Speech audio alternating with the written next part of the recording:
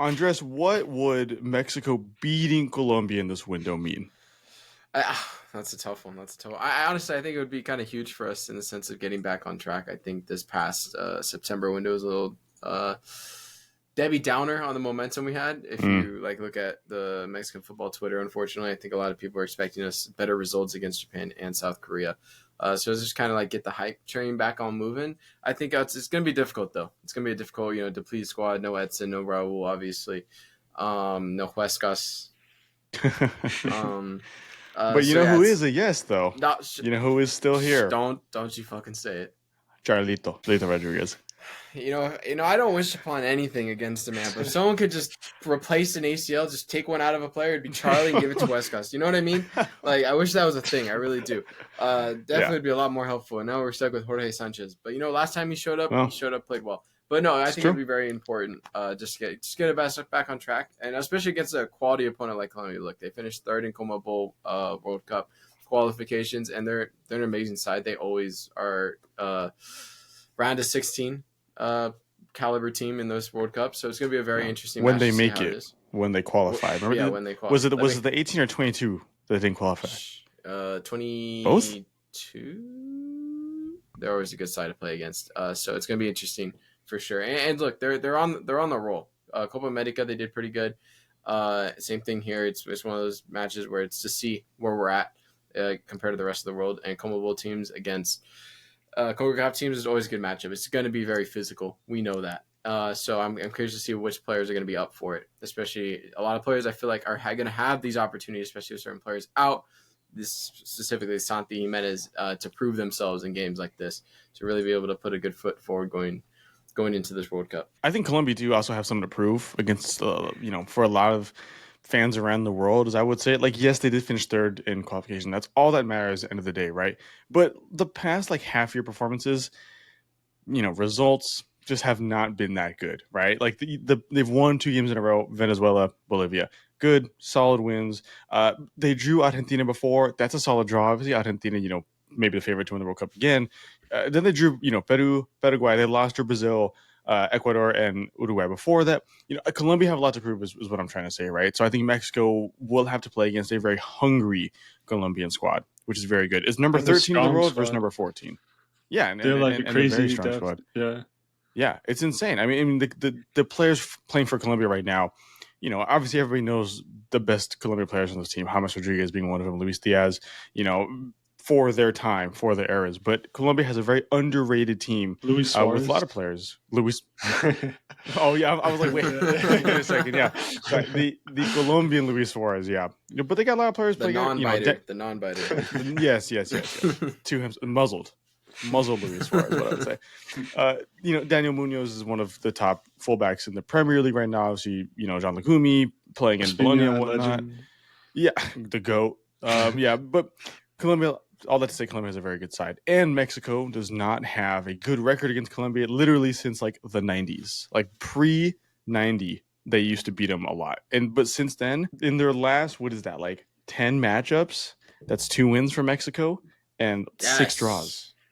Yes. A win with the state of the squad right now, right? Like you mentioned, Andres, no Edson, no Raul, no Huescas.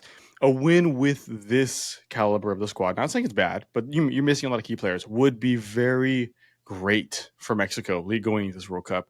That last one, you had a pretty good squad. Almost all of your A squad, bar the very young midfield. And, we're still don't have Mora Montiel with this one. But a good result would go a long way and would kind of ascertain that Mexico are here, and they are better than we thought they were going to be at this time. But then inversely, Joaquin, I'll ask you this: Mexico losing to Colombia, is it that negative? Does it really bring them down a whole lot, or is it more of an expectation? What do you think? No, like you said, the squad, not the strongest. They could have had Colombia. Luis Diaz is in form right now. The whole team is strong, top to bottom. I don't think they should take any really bad thoughts going into it. And even if they lose, not a big deal. I think they can just move on. I think it depends on the way they lose. If they do lose, Mm-hmm. I think it depends. If it's complete domination, I think it's a negative. You know what I mean? I don't think, especially the way the fans expect this national team to be, I don't think, losing, 3-4-0 or like even like being dominating possession is a good look, obviously for any team in that matter. I don't think any team Right. wants to lose like that. But I think if we're able to go toe to toe with Colombia in the sense of like it's a back and forth game, it's kind of like okay, like yeah, Colombia had their chances, they were able to finish, but we also had chances. I think that you can still take positives from that. You know what I mean? Honestly, it just depends on how they're going to look. I'm expecting Mexico to be more defensive in that regard. I just don't see us really trying to attack as much, just because I think Raul really helps with that, and I don't really see how our attack's going to be. And also Edson kind of helps push the players up, even though he's a CDM. So I don't know. It's going to be interesting to see how we navigate, how the team navigates this kind of like missing these key players. So it's going to be interesting. I think I'm hoping it's not just a lot of it's a disconnect. it's a good opportunity though for like Santiago Jimenez to like prove themselves when everyone's out, and just to show that they should be starting. It's like even if they don't, the team doesn't perform well. If they individually do, it could be a good thing. Yeah. I was going to actually perfect working. I was going to pivot into talking about players that we want to see a good performance from, because I feel like there's a lot of players on this team that we just kind of need to see improvements on.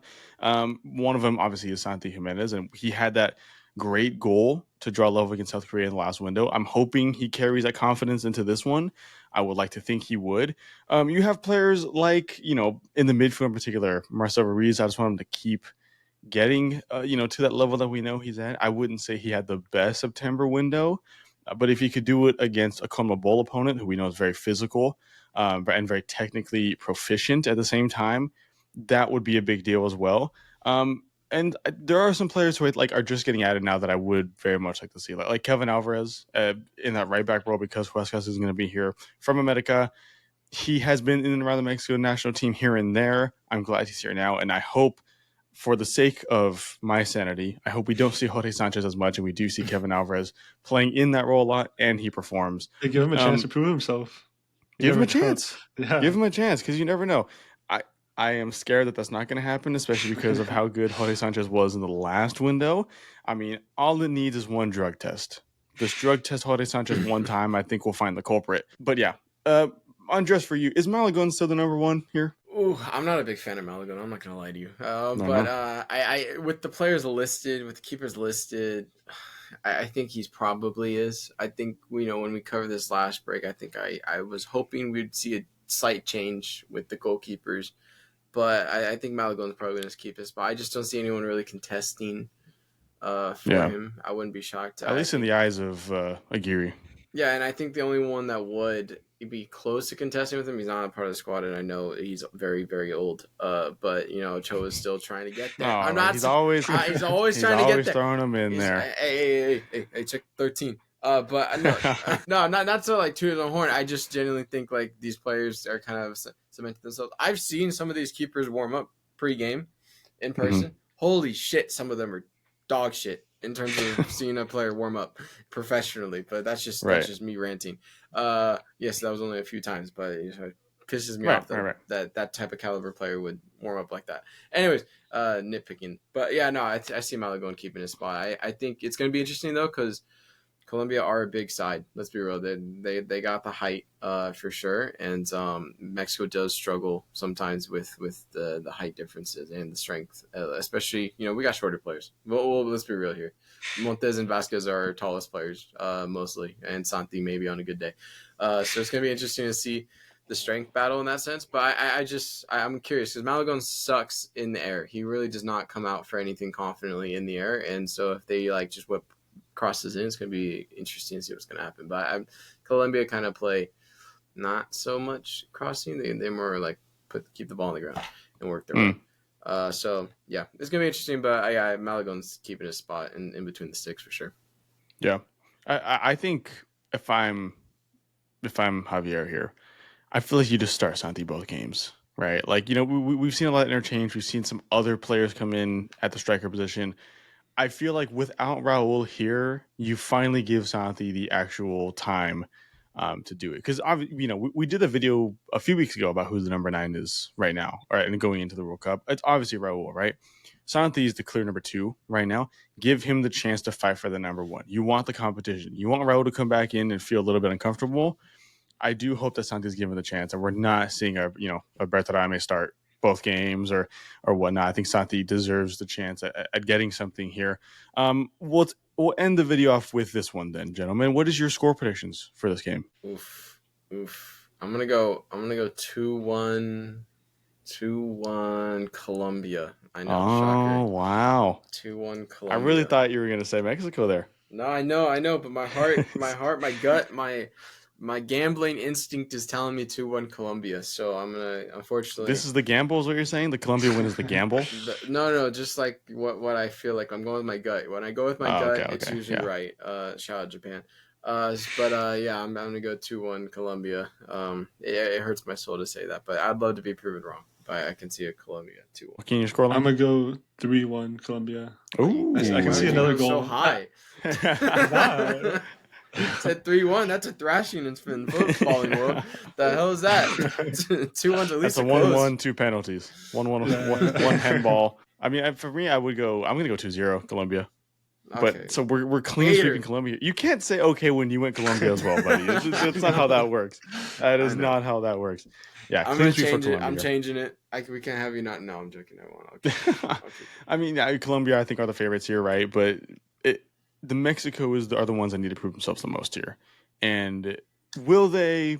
I'm not the most confident in saying that they will. That's what's going to be the difference maker here. Is I think there's just too much riding on it, and unfortunately, I think Mexico is going to be leaving that game feeling pretty disappointed, especially after September and whatnot. But it remains to be seen. Anything could happen, and it's going to be a good game regardless. And this is the test that both teams need before the World Cup. Colombia also have Canada too, a few days after on Tuesday. So that one's going to be a really good one.